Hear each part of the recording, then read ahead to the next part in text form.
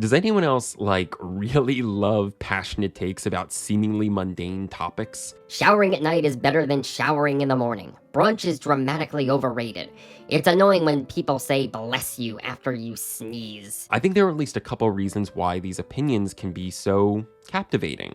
First, they're universal. We all shower, or at least I hope. So we might also have thoughts on the best time of day to take one. We're all familiar with brunch, so we might also have attitudes about whether outings in pursuit of overpriced mimosas and avocado toast are worth the millennial hype. Heck, these subjects could get a response out of almost anyone, anywhere, but their utility stretches far beyond evergreen chit-chat. These takes are steamy, and comedically so.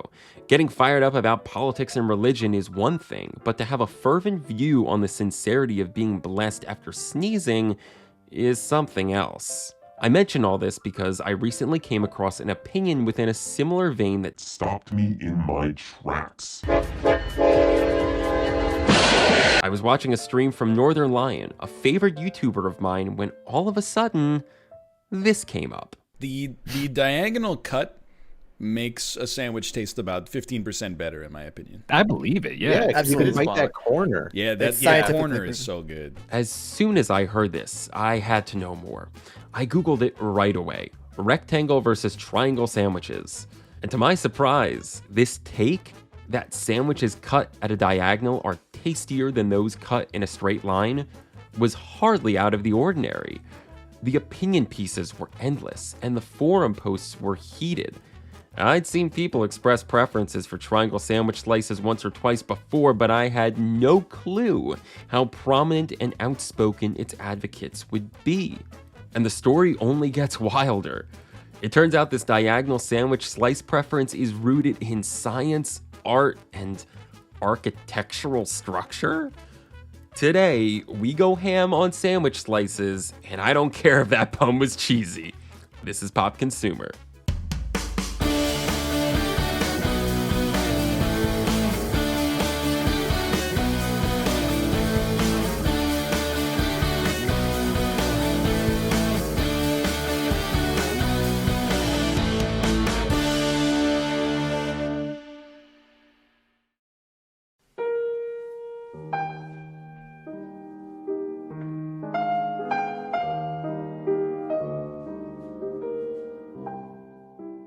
When it comes to people's apparent love for diagonally cut sandwiches, there's no shortage of commentary to be found. But maybe this preference is some kind of weird internet joke. Stranger ideas have spread online after all. So, as a first order of business, I ran an Instagram poll among friends of the show. I asked how they prefer their sandwiches be cut, in triangular or rectangular slices. Of 55 respondents, a whopping 45 of them, that's 82%, preferred triangular sandwich slices. Some of them were even thorough enough to explain why. So on the subject of diagonal versus down the middle sandwich cuts, something about the diagonal just, it doesn't read as pedestrian. So I like to cut my bread on the diagonal because number one, it looks prettier, and number two, it's easier to eat with my grandchildren. See, if you cut it the other way and they go like this, then they get messy stuff all over. Cut it in a diagonal, fits right in, no mess. People who are more creative tend to cut their sandwiches into triangles. There's no question that an acute angle tastes better than a right angle. There's been studies. Let's be honest. This is not exciting, it's boring, so it's not right. This appears bigger, and as we all know, bigger is better. It's right. All of these arguments are well taken, and I agree there are a number of pleasing characteristics of the triangle slice. But behavioral researchers know all too well that there can be discrepancies between what we might say we like and what we actually do. Sure, folks may indicate a preference for triangle sandwich slices, but is that how they actually make sandwiches for themselves? Turns out, yes. I ran a follow-up Instagram poll, and about the same percentage of respondents as before, 80% said they tend to cut their sandwiches in triangular slices as opposed to rectangular ones. I was amazed. What I at first thought would be just a quirky preference among the vocal minority was in fact so much more. People of all walks of life seem to have an overall inclination toward triangular sandwich slices. A friend of mine recently told me even her 5-year-old is convinced that triangles make for the superior slice. So, what the heck is going on? I had to know.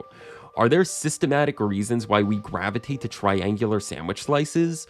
Are we inborn with a pull toward 3-sided polygonal bread? Well, I dug around on this one and I'm happy to report that I have some answers. Put simply, there's functional value and aesthetic value to be found in the triangle. Let's unpack these a bit to see how triangles really shape up, shall we?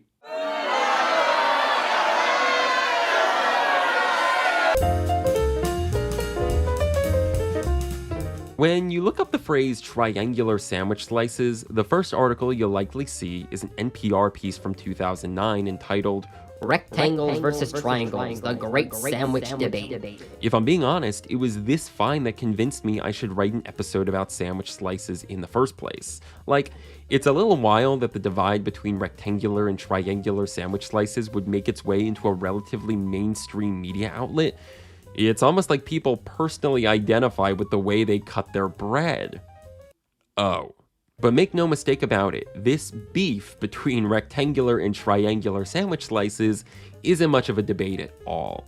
In fact, there's a definite slant to this NPR article in favor of one style of sandwich slice over the other. I think at this point you can guess which one. That's right, the triangle. And if you're looking for arguments in favor of the triangular slice, look no further than the borderline evocative passages to be found here. There's the narrower corner, which can be delicately placed in the mouth. It's more revealing, almost like a burlesque dancer, covered enough to be clothed, but uncovered enough to be very, very appealing. Whew! Now that's a spicy sandwich. Still, in spite of the strangely romantic phrasing chosen for these arguments, there's some actual points being made here about the functional properties of triangular slices. Narrow corners, easy to see ingredients, but wait, there's more. This 2014 BuzzFeed listicle claims to offer 7 scientific reasons diagonally cut sandwiches are better. Strangely enough, it was written by Nathan W. Pyle, known today as a New York Times bestselling author and creator of the webcomic Strange Planet. I guess before he had 6 million Instagram followers, he was writing about sandwiches on BuzzFeed. Pyle suggests that relative to rectangular slices, triangular slices are optimized for dipping, provide an obvious grab zone, and allow for perfect initial sandwich bites. There seems to be decent agreement on these points. For example, a 2018 piece in the popular cooking blog Kitchen refers to triangular slices as the more intuitive way to eat a sandwich. And this 2019 Insider article says the only correct way to cut your sandwiches is diagonally. What I'd like to do now is home in on these adjectives, intuitive and correct. We can boil these points down to a single principle: ergonomic design, or fitting and structuring physical objects to best fit the people using them.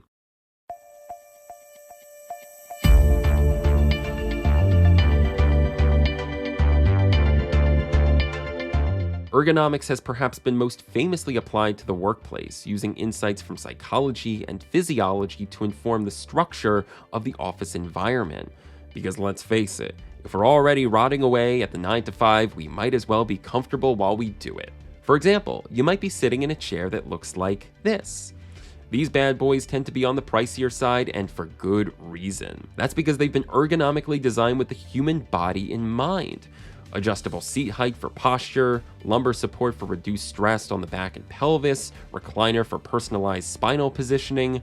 For my money, it's worth the investment. But ergonomic design principles can be found in just about everything we consume. Think of all the products you use that are literally molded to fit the grasp of your hand. Objects like these feel right, and you could go your whole life thinking this thing must have always existed in just this way, when in reality, there were maybe hundreds of iterations, thousands of incremental trials conducted to create something so naturally aligned with the body. And so, we return to our good friend the triangular sandwich slice. Let's perform a bit of an anatomical analysis here, but from an ergonomics perspective. The triangular sandwich slice is an object practically customized for instinctive consumption. Its sharp angles work like artificial handles, easy and inviting to grab. They're also narrow enough to dunk in just about any dipping sauce receptacle. Plus, that 2018 kitchen article I mentioned earlier argues that the very structure of the triangular slice is a suggestion for how to eat it. The author, Elizabeth Licata, says, "If I pick up a rectangular sandwich, I might wonder, where do I start? With a triangle, it's obvious. You hold the sandwich at the point where the sides with the crust meet, and you bite off the small points before going for those crustless bites right in the middle." Now, a word came up in that quote that hasn't been mentioned in the episode yet, and when it comes to why people love cutting their sandwiches in triangles, it's a biggie. That word is crust.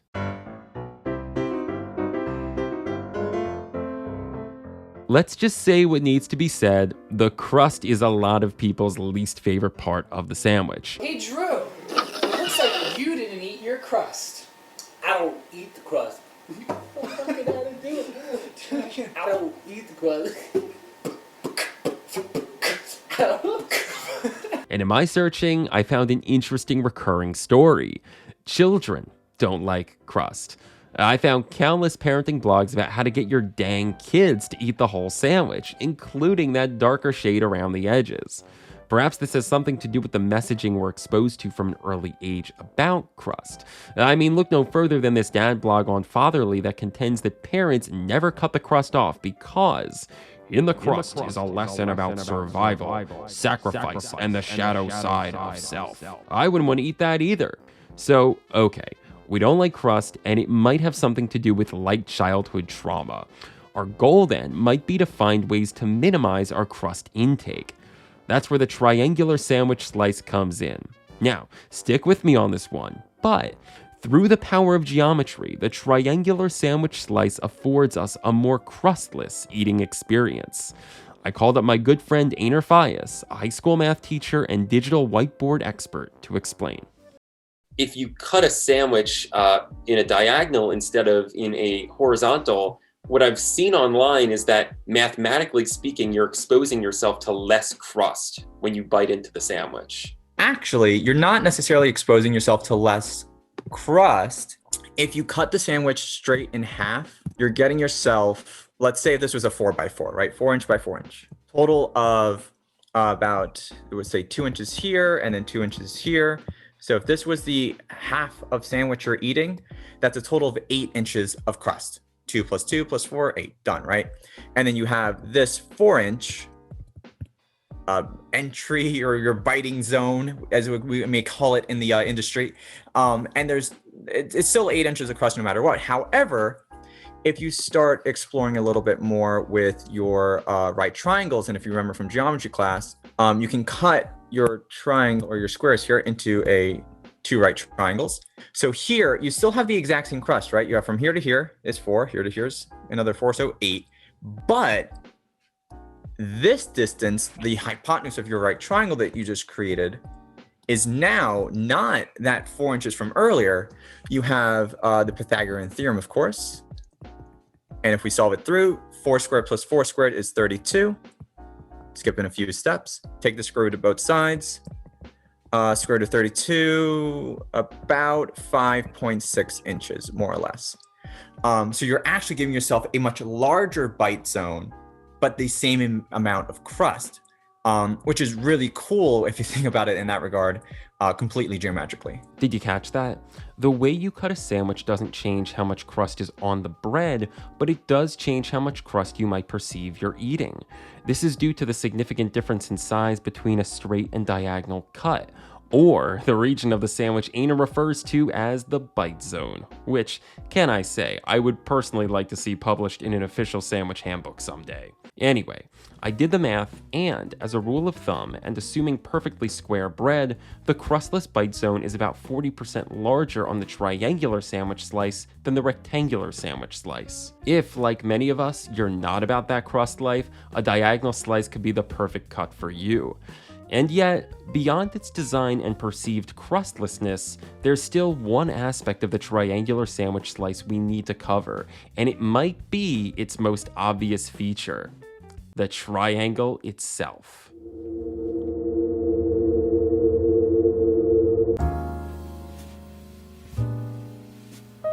Look at this sandwich. Now look at this sandwich. Which one appears more pleasing to the eye? Number 1 or number 2? 1 or 2? If you said number 2, you certainly aren't alone.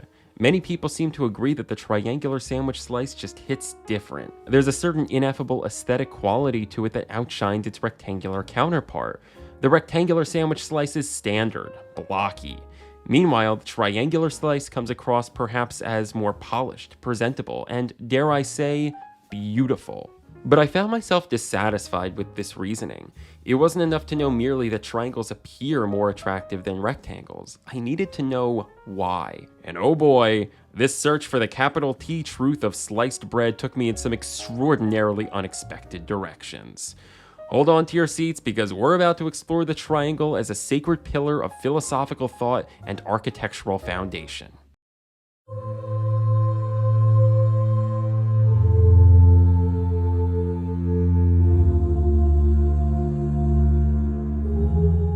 The Greek philosopher Plato considered the triangle a fundamental building block of the universe, the geometric atom, if you will.